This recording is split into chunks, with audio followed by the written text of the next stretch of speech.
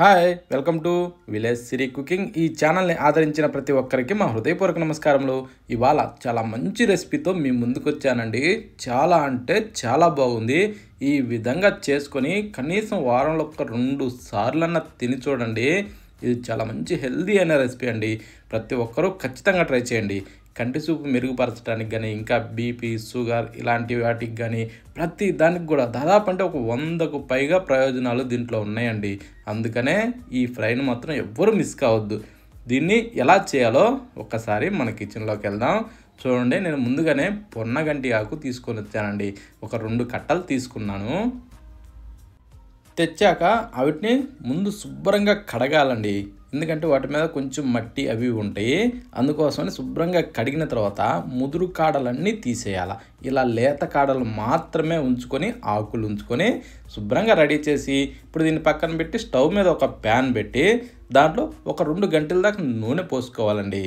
నూనె పోసాక దాంట్లో 1 table spoon తాలింపు గింజలు వేసుకొని వెల్లుల్లి రెమ్మల్ని కొద్దిగా ముక్కులు పొడిచి అందులో వేసుకోవాలండి. అప్పుడే అందులో ఉన్న సారం దాంట్లోకి వెళ్తుంది. వాటిని కాస్త మనం వేగనివ్వాలండి. ఇలా వేగిన దాంట్లో ఒక 2-3 పచ్చిమిరపకాయలను అలా వేసుకుందాం. ఓకేనా? వేసాక వీటిని కూడా కొద్దిగా అలా కలుపుకోవాలి.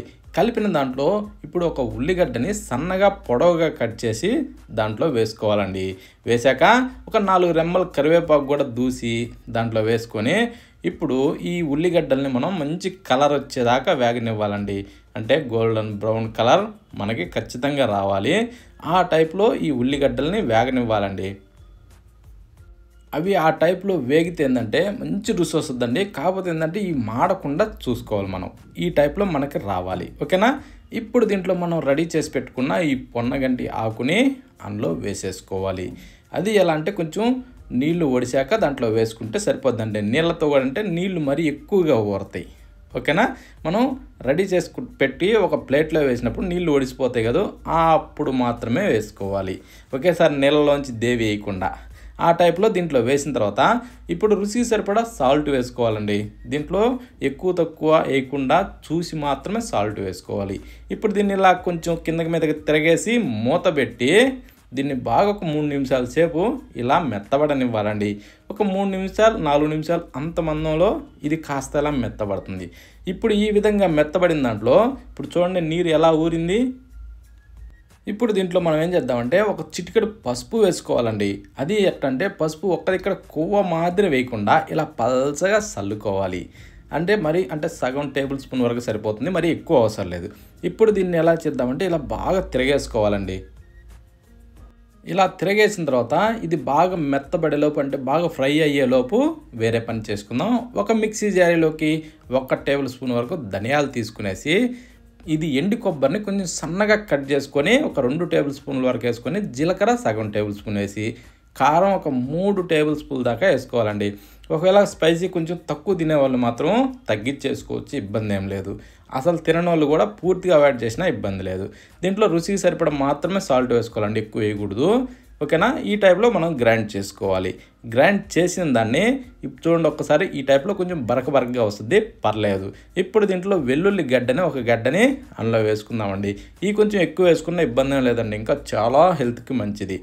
ఇప్పుడు దీన్ని మనం మెత్తగా గ్రైండ్ చేసుకోవాలి. చూడండి ఈ టైప్లో మనకి అంటే మరీ పౌడర్ లాగా రాకుండా ఇలా ఉంటలుగా వస్తుందండి, పర్వాలేదు. ఇప్పుడు దీన్ని పక్కన పెట్టి ఇందాక మనం ఆకు ఫ్రై చేసాం కదా, చూడండి ఈ టైప్లో నీరు మొత్తం పీల్చేస్తుందండి. ఈ విధంగా నీరు మొత్తం పీల్చేసి ఆకు మొత్తం మెత్తబడాలి. నోట్లో పెట్టుకోగానే కరిగిపోయే విధంగా ఈ టైప్లో మెత్తబడాలండి. ఈ విధంగా వచ్చిన దాంట్లో ఇప్పుడు మనం గ్రైండ్ చేసిన ఈ పొడిని దాంట్లో చల్లుకోవాలండి. ఓకేనా?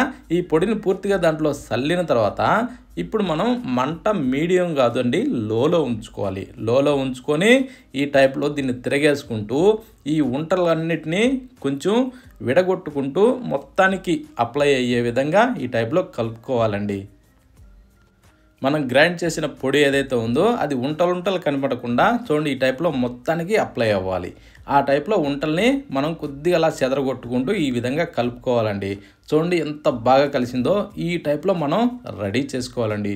చేయడం ఎంత సింపుల్ అంటే అంత సింపుల్ అండి. అంత తొందరగా కూడా ఇది అవుతుంది. కానీ దీనివల్ల ప్రయోజనాలు మాత్రం అనేకం అండి. దీన్ని మాత్రం వారంలో మనం కనీసం 2 సార్లన్నా కానీ తినగలిగాము అంటే మన శరీరం అంత హెల్తీగా ఉంటుందండి. ఓకేనా? ఇది ఆరోగ్యానికి మాత్రం చాలా అంటే చాలా మంచిది. దీనివల్ల 100కు పైగా ఆరోగ్య ప్రయోజనాలు ఉన్నాయి. ఎవరు కూడా మిస్ కావద్దండి. ఖచ్చితంగా ట్రై చేసి చూడండి. కళ్ళకైతే చాలా అంటే చాలా మంచి రెసిపీ అండి ఇది. మరొక వీడియోలో కలుద్దామా?